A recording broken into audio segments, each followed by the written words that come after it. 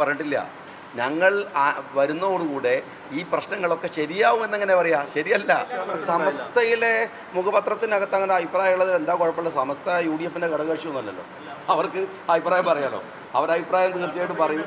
അല്ല, ആ അഭിപ്രായം പറയുന്നതിന് അവർക്ക് അതിനുള്ള സ്വാതന്ത്ര്യമുണ്ട്. അവരത് പറയുന്നു എന്ന് മാത്രമല്ല, ആ പറയുന്നതിനെ മറ്റെല്ലാവരും പറയുന്ന അതേ ഗൗരവത്തിൽ ഞങ്ങൾ എടുക്കുകയും ചെയ്യും. സമസ്ത UDFൻ്റെ ഘടകകക്ഷിയൊന്നുമല്ലല്ലോ.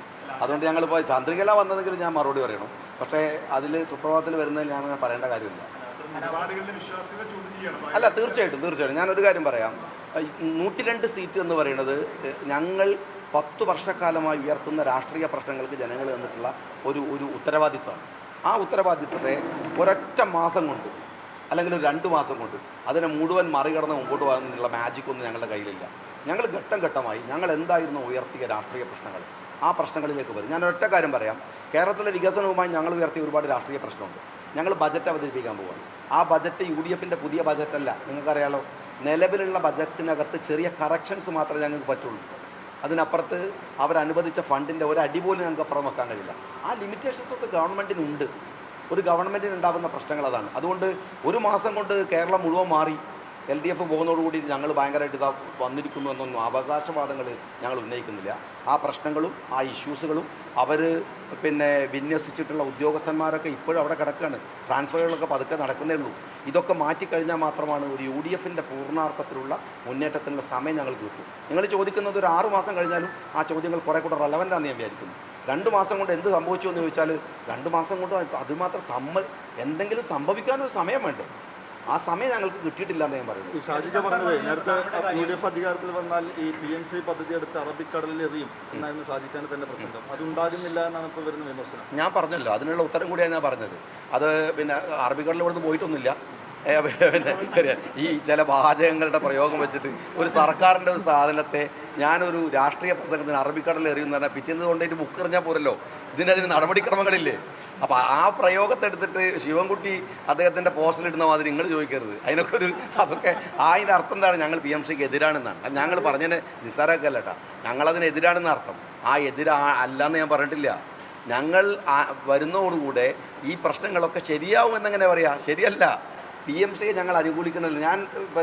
ഞങ്ങൾ സർക്കാരിൻ്റെ ഒരു പോളിസി ആയിട്ട് തന്നെ പറഞ്ഞു, കേന്ദ്രവുമായിട്ടുള്ള ഐഡിയോളജിക്കലി ചില പ്രശ്നങ്ങളുണ്ട്. അതിൽപ്പെട്ടാണ് PMC എന്ന് പറയുന്നത്. കാരണം എന്താ വെച്ചാൽ സിലബസിലേക്ക് നമ്മളെ കുട്ടികളെ ഒരു ഐഡിയോളജി കൊണ്ടുവരിക, എന്നിട്ട് ഗാന്ധിജിയെ കുറിച്ച് മറക്കുക, നിങ്ങൾ വേറെ സ്ഥലത്ത് പഠിക്കുക എന്നൊക്കെ പറയുന്നതിന് ഞങ്ങൾ വിയോജിക്കും. അതേസമയത്ത് സെൻട്രൽ ഗവൺമെൻറ്റിൻ്റെ ഫണ്ടുകൾ സ്വീകരിക്കണില്ല. അവരുടെ ഹൈവേ അവിടെ വരുന്നില്ല, അവരുടെ പദ്ധതികൾ വരുന്നില്ല. എൻ്റെ തദ്ദേശ സ്വയംഭരണ സ്ഥാപനങ്ങളിൽ എത്ര സെൻട്രൽ ഫണ്ടുകൾ റൂറൽ ഡെവലപ്മെൻറ്റിലൊക്കെ വരുന്നുണ്ട്. അപ്പോൾ അതിനല്ലല്ലോ നമ്മളെതിര്. അതാണ് ഞാൻ പറഞ്ഞത്. ഞാൻ പറഞ്ഞു വന്നതെന്ന് വെച്ചാൽ എല്ലാം കേന്ദ്രത്തിന് എതിരെന്നല്ല, ചില വിഷയത്തിൽ ആ വിഷയത്തിൽ ഞങ്ങൾ നിൽക്കുന്നു. പക്ഷെ ഞങ്ങളെ ഇയാൾ പറഞ്ഞിരുന്നല്ലോ, മാമുക്കോയ ഒരു സിനിമ പറയുന്നത് നിലത്ത് നിന്നാലേ സ്റ്റെപ്പ് എടുക്കാൻ പറ്റുള്ളൂ. ഞങ്ങളും നിലത്ത് നിൽക്കാൻ സമ്മതിക്കും. ഞങ്ങൾ സ്റ്റെപ്പ് എടുക്കാനുള്ള സമയം തരിക. ഈ അധികാരത്തിൽ വന്നതിന് ശേഷം PMCയെ എതിർക്കുന്നു എന്ന് ആരും പറഞ്ഞു കണ്ടില്ല. ഈ പറഞ്ഞതുപോലെ LDF ഒപ്പുവെച്ചതാണ്, പരിശോധിക്കും, വേണ്ട നടപടി സ്വീകരിക്കും.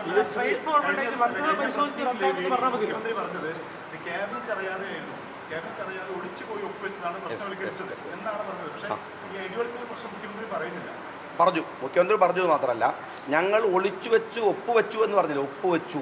അതാ പ്രശ്നം.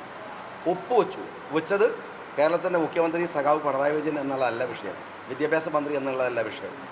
പിണറായി വിജയൻ വെച്ച ഒപ്പൊന്നും അദ്ദേഹം മുഖ്യമന്ത്രി സ്ഥാനത്ത് നിന്ന് മാറിയാൽ പോവില്ല. അതൊരു സർക്കാരിൻ്റെ ഒപ്പാണ്, ഗവൺമെൻറ്റിൻ്റെ ഒപ്പാണ്. ആ ഒപ്പിനെ അതിൽ നിന്ന് എങ്ങനെ പോകണം എന്നുള്ളത് 1.5 മാസം കൊണ്ട് തീരുമാനിക്കാൻ കഴിയുന്നതല്ല. അതിൻ്റെതായ പ്രശ്നമുണ്ടെന്ന് നിങ്ങൾക്ക് നന്നായിട്ട് അറിയാം. എന്നെ വേണമെങ്കിൽ അത്തരത്തിലൊരു ഭരണപക്ഷത്തെ ഒരു ഉത്തരവാദപ്പെട്ട ആളെന്നുള്ള നിലയ്ക്ക് ഇങ്ങനെ ചോദിച്ച് നിങ്ങൾക്ക് ബുദ്ധിമുട്ടിക്കാം. പക്ഷേ അത് ജനങ്ങളെ കൺവിൻസ് ചെയ്യാൻ നിങ്ങൾക്ക് കുറച്ച് പ്രയാസം ഉണ്ടാവും. കാരണം ആളുകൾക്ക് അതിൻ്റെ ഒരു സെൻസ് ഉണ്ടാവില്ലേ. 1.5 മാസം കൊണ്ട് ഇതൊക്കെ ഒറ്റയടിക്ക് മാറ്റാൻ കഴിയുന്നൊന്നല്ല എന്ന് എല്ലാവർക്കും അറിയാമല്ലോ. ഞാൻ പറഞ്ഞല്ലോ, നിങ്ങൾ നിലത്ത് നിൽക്കാൻ സമയത്ത് സ്റ്റെപ്പുകൾ എടുക്കും. സർക്കാർ പറയുമായിരുന്നു സാമ്പത്തികമായി കേന്ദ്ര സർക്കാർ ഞെരുക്കുകയാണെന്നുള്ള നിലപാടായിരുന്നു. അതേ അഭിപ്രായം UDF-നുണ്ടോ? അല്ല, അങ്ങനെ ഞെരുക്കുക എന്ന് പറയാനും ഞങ്ങൾ ഫണ്ടുകളെ കുറിച്ച് പോലും ധാരണയല്ല വരുന്നത്. ഞങ്ങളെ ഫണ്ടുകളുടെ പുതിയ അപേക്ഷകൾ കൊടുക്കാനിരിക്കുന്നു. ഞാൻ പറഞ്ഞല്ലോ, ഞാനിപ്പോൾ 29-ാം തീയതി LSGയുടെ മീറ്റിംഗ്, റൂറൽ ഡെവലപ്മെൻറ്റുമായിട്ട് ബന്ധപ്പെട്ട മീറ്റിംഗ് ഉണ്ട്. ഞാനതിന് പോകുന്നു, പങ്കെടുക്കുന്നു. ആ മീറ്റിങ്ങുകളൊക്കെ കഴിയട്ടെ, ഞങ്ങൾ ആ കാര്യത്തിലുള്ള അഭിപ്രായം വീണ്ടും പറയും.